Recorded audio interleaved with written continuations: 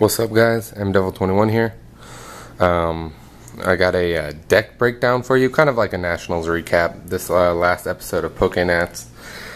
Basically, I have my entire deck laid out that I used at Nationals, card for card, everything about it. Since we are going to be in a completely different format coming up here, just thought I would show my deck and kind of talk about it a little bit and what I was trying to do with it and how I did in the tournament. So to start, I got 8 regular darkness energy and 4 special darks, and then the main parts of my deck were right here, 4 Smeargles and 4 Darkrai's. So what I generally tried to do was pull off a turn 1 Night Spear. If you don't know what Night Spear is, it is a Darkrai's attack. It is 90 to the active and 30 to 1 on the bench. And it allows me to donk a lot of basic Pokemon. It allows me to just take off to a huge lead. And it's really hard to recover from all that damage hitting your field on turn 1. So let me just show you what the supporters I had was. I had 4 Professor Juniper, 4 Professor Oak, 2 full art ends, and 2 random receivers. That was my supporter line. Ideally, I'd like to have a Juniper with a few regular darks in my hand on turn 1. That don't always happen that way, so I can try to get the darks into the discard and then use Dark Patch. But yeah, sometimes it works out, sometimes it doesn't. Okay, and then for search cards, I have 2 Dual Balls and 2 Ultra Balls. I just like the split just so I can, like, Ultra Ball is good so I can get darks into the discard, but then like later in the game if I need another Pokemon, I can't like Junk Arm for an Ultra Ball just because it takes like too many cards to do that. So I just split it 2-2. And then here was the main thing that makes my deck a little bit different than most people's decks. I played 7 cards, 4 switches, and 4 Sky Arrow Bridges to try to help me get that turn 1 off. Generally, I want to portrait 1 to 3 times to try to get a turn 1 attack off, and having multiple bridges and multiple switches helps me get multiple Smeargles into the active, and so I can portrait my opponent's supporters in their hand. Usually, if my opponent has a Juniper, it's almost guaranteed that I'm going to get a turn 1 off, because I can definitely get one of these switches in my hand, switch to a Smeargle, Juniper, get probably another switch, or a Junk Arm, switch to another Smeargle. Usually how it works, but not always, obviously. If that's how it always worked, I'd win every round, but no, it doesn't work like that. I got 3 Eviolites here just to help protect my Darkrai's, so they can't be one hit by Terrakion, stuff like that. And then my regular trainers here, 4 Junk Arms, 4 Junk Arms in every deck. I opted to use the player reward Junk Arms, those are my favorite. And then we got 4 Dark Patches, so I can attach energies from my discard to my bench Dark Pokemon, which also helps me get the turn 1 off more often. 4 Catchers. Mostly I use Catcher to manipulate damage around Terrakions, so I can like hit 1 Terrakion for 100 with the help of a special dark, and then like send that Terrakion to the bench and knock it out with just a 30 snipe, and then hit 100 to something else, maybe another Terrakion. So if they have 2 Terrakions, one of my favorite moves to do is hit the front one for 100, hit the back one for 30, Catcher, and then hit the next one for 100 and the other one for 30, and knock out 2 Terrakions in one turn. That's one of my favorite moves. And then here are just my one of trainers here. 1 Super Scoop Up. I got the Magnemite Super Scoop Up. That's definitely my favorite one. And then 1 Dark Claw. I got this Dark Claw here just so if I need that extra attack boost, I can attach a Dark Claw, and then with a few special darks, I can one-hit things like Terrakion, things like Zekrom. Just a really big Pokemon like that, or just like a Dark Claw, I can one-hit Tornadus or Thundurus. So it's come in handy sometimes. I kind of wish I would have maybe put some plus powers instead of the Dark Claw, but hey, you do what you do, and however it works out, it works out.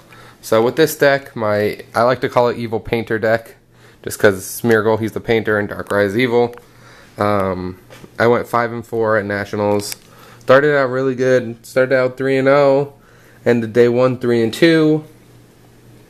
Then at one point I was 5-3, and I knew if I won the next one I'd make cut, but I ended up losing that one, getting paired against... I played Terrakion every single round, which is obviously a bad matchup for me, but hey, Terrakion was a big card. Everyone knew that Terrakion was going to be everywhere. So yeah, last round I got matched up against Terrakion and Landorus, so that happened. But hey, whatever, it happens. There's always next year. Next year I'm going to be fighting for it better. And this was only my first year, so maybe next year I'll do a little bit better. So that's it for basically my deck stuff. And then I do have a few things, and I did use this deck box here, if you saw one of my other videos from Nationals. But I did pick up a few collectibles that I am going to show you right now. And some things I'm very excited about, so you can take a look at that. Okay, so the first one I got was this guy right here. Vaporeon Star. I traded a few Next Destiny shinies for this. Really excited about it. Vaporeon is my favorite of the evolutions. It's purple Vaporeon. So excited about it. So really happy about this one. Stars are really hard to find, especially in my area. There's not a lot of like big time collectors in my area, so it's really hard to find like big collectibles like this. Okay. And then I did get this as well. I got a Japanese Pikachu Star.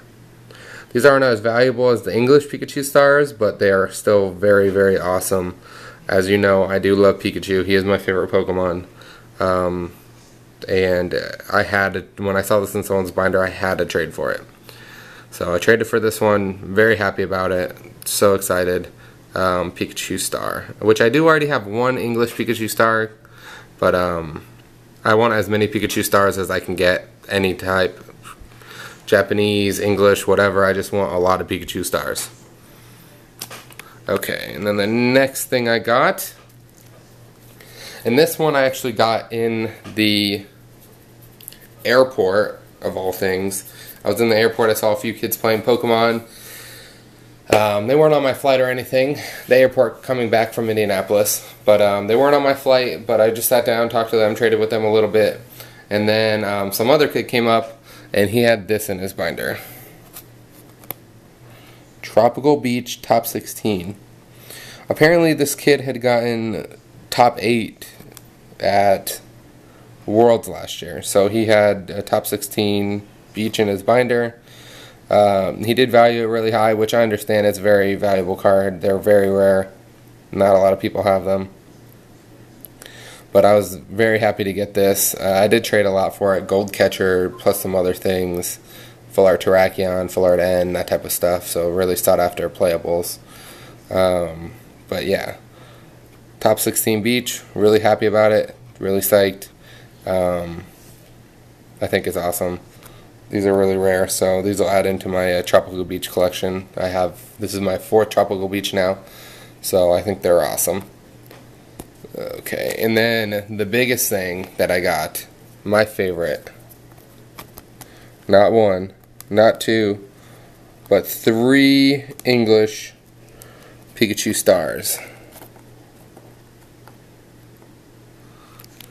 Just a grip of Pikachu Stars. One of these I got for a Gold Catcher. Another one I traded my, for 2 other ones I traded my damaged Charizard Star and my damaged Mew Star for 2 just slightly curved Pikachu Stars, not damaged at all. So yeah, super crazy excited about these. Now I have 5 Pikachu Stars, which I never thought that would be possible because they're incredibly difficult to find. The first one, it took me forever to find. I randomly ran into someone at the California Marathon that had one. So yeah, that was one of my main pickups. And yeah, I'm so psyched about this. So these are the things that I really like as a collector. I'm a collector and a player as well. I'm trying to play competitive right now, but hey, collectibles are always really cool. I love collectibles. I think that they're awesome. So, yeah. Yeah, and maybe next year I'll go back to Indiana and do a little bit better. Next year I'm going to really be trying to push for that top 40 invite, but who knows. Yeah, this year was kind of like my first year I did okay, I think. Not fantastic, but hey, maybe in the future I'll do a little bit better. But this is basically my recap for Nationals, showing off my deck a little bit, how terrible it is, how terrible it performed. Even though I did really well at Battle Roads with it, I made 3 top cuts at Battle Roads with this deck, exact list. So yeah, so guys, thanks for watching, and stay tuned. We are going to have a booster box opening coming up soon, a Dark Explorers booster box opening, so keep a lookout for that.